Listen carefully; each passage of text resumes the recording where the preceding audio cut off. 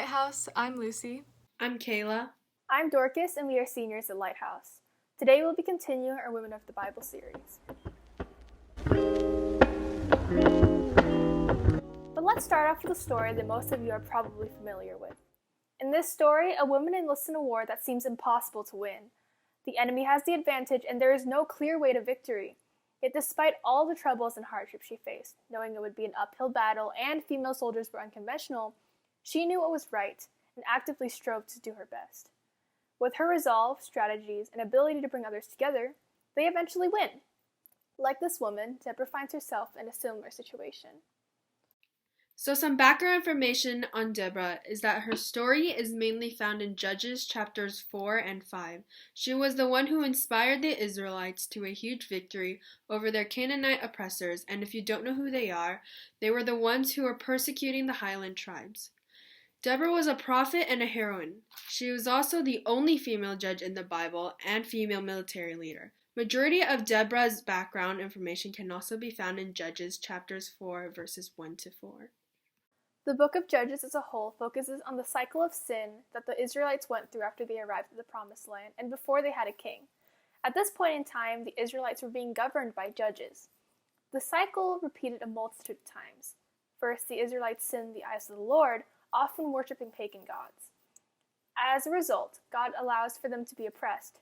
Then, in their desperation, the people cry out to God for help.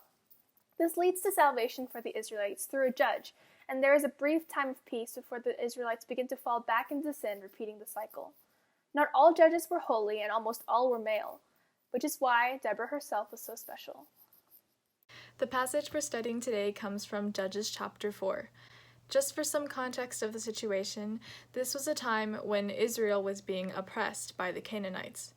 There's a man named Sisera who was the leader of the Canaanite army, and he had been oppressing Israel for over 20 years. At the beginning of the chapter, God had just commanded Israel to fight against their oppressors. The problem was, the Canaanite army was the biggest army at that time, and in comparison, Israel had significantly less weapons and resources. Judges chapter 5 verse 8 says, "When new gods were chosen, then war was in the gates. Was shield or spear to be seen among 40,000 in Israel?" So from an outsider's point of view, this was basically an impossible battle for Israel to fight, let alone win. But even then, God said he would deliver Sisera into their hand. Today's theme is courage, which, according to Merriam-Webster, is the mental or moral strength to venture, persevere, and withstand danger, fear, or difficulty.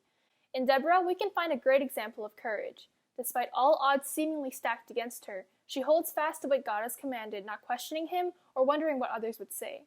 She doesn't let a losing situation hinder her from accomplishing God's plan and manages to stand strong and even rout others to join her cause. As we look at our passage, beginning in chapter 4, verse 4, we begin to see Deborah's courage displayed. At this time, she was judging Israel, and when she heard God's command, she immediately sent for Barak, who was one of the military leaders of Israel.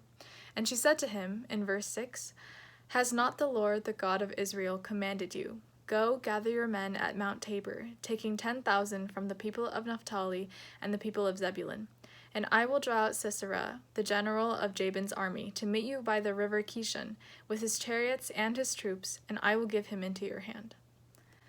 So upon hearing this, Barak is hesitant at first, and I wouldn't blame him. Like I said, Israel had little to no weapons, and they were about to go up against the largest and strongest army at the time. Any military leader would agree that that is not a good idea, but unlike Barak, Deborah does not show any hesitation after hearing God's command. It takes a lot of courage for her to trust that God will deliver Israel through what seems like an impossible battle. In verse 7, God says, "And I will draw out Sisera, and I will give him into your hand," showing us that God doesn't expect us to be the ones to win the battle. Our job isn't to trust ourselves or our abilities. Our job is to trust that God is the one doing the work and winning our battles.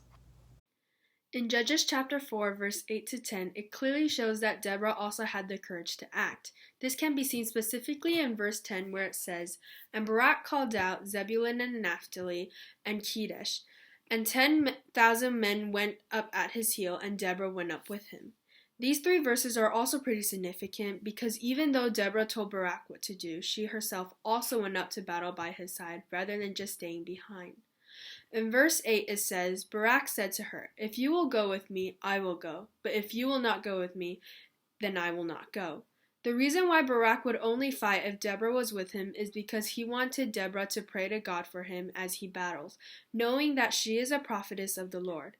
In verse 9 it says, "And she said, I will surely go with you. Nevertheless, the road on which you are going will not lead you to your glory, for the Lord will sell Sisera into the hand of a woman who is jailed, the wife of Heber the Canaanite." Then Deborah arose and went with Barak to Kadesh. The fact that she answered Barak back with, what I'm assuming, no hesitation, shows her readiness and willingness to go up to battle. That shows that she has the courage to act and the faith in God.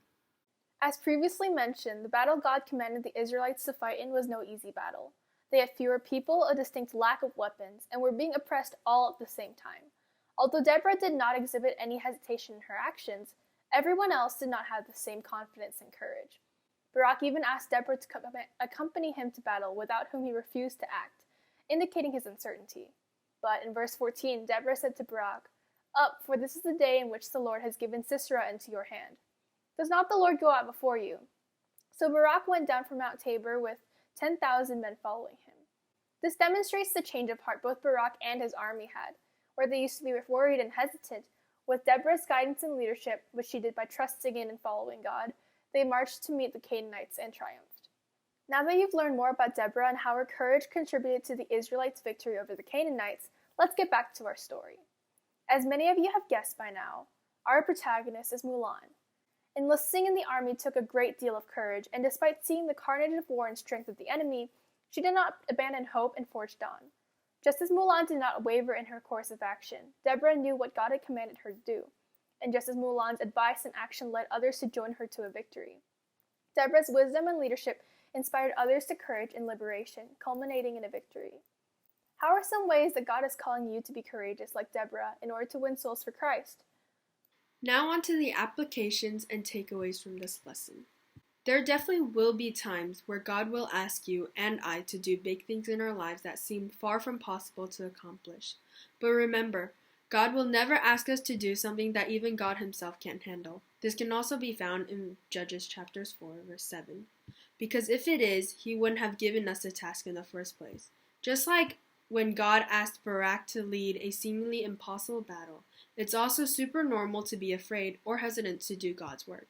Because I know there's been a couple of times where I was scared, but God works things out in the end. Just make sure that fear doesn't stop you from following and completing the work God has set out for you to do. In your life, you should try and surround yourself with people similar to Deborah's characteristics. People who will encourage, be there, and uplift you. But make sure you do the same thing right back at them. Sometimes, even when you know what the right thing to do is, you can still be unsure or uncertain. But always remember that God will always be with you to assure you, strengthen you, and encourage you to accomplish the things that he has planned for you. And with that, we will let you guys discuss in your small groups. We have a few discussion questions for y'all to reflect and answer. Is there a battle in your life that feels impossible to win? What is one area of your life where you need courage to trust God? Who is there to encourage you during battles like these? How can you be like Deborah when people come to you for guidance? Has there ever been a time where someone in authority, for example your parents, teachers, or counselors, told you to do something and you did it without question, even if you were hesitant? If not, give an example when you could. And lastly, think of a person in your life who needs your encouragement and support. How will you reach out to them this week, this month, and this year? Thank you guys for listening to our lesson, and we hope you have a great small group. Since the impact of the pandemic hit us last spring, we haven't had a baptism for a long time. Baptism is simply a public proclamation of a Christian's faith. We are currently planning on a baptism in mid to late April. Obviously, we will hold the baptism in a safe and socially distanced manner, and we'll hold 4 baptism classes over Zoom to help prepare and equip you for your baptism. If you're interested in getting baptized or have questions about baptism, please email me and I'd love to help you. The deadline to let me know is February 14th. We have a survey we would love for all of Lighthouse to fill out. You can find the survey by going to acc.church/lighthouse21survey. We want to know how you're doing, what you're up to, and how we can better serve you. Now, we've got prizes for you. Yup, you've heard me right, prizes. So it's in your best interest to fill out the survey. We've got an amazing prize pack for the grand prize winner. We've got snacks, drinks, instant noodles, candy, Muji pens, a Sanex face mask, a Korean face mask, a boba plushie, and more. This prize pack is gonna be stuffed full. Our second and third prize winners will also win gift cards. I hope you all complete the survey. Now, in the survey is an optional question for you to share your best idea for a future Lighthouse teaching series. The criteria for this winner will be based upon originality, relevance, and connecting to the distinct emphasis we place on Friday lessons, which is about showing you how faith and everyday life intersect with one another, and Sunday lessons, which is about teaching you the Bible and theology for the teaching series. And the winner for this question will win not just one squashmallow, but 2 squashmallows. I can't wait to see your ideas.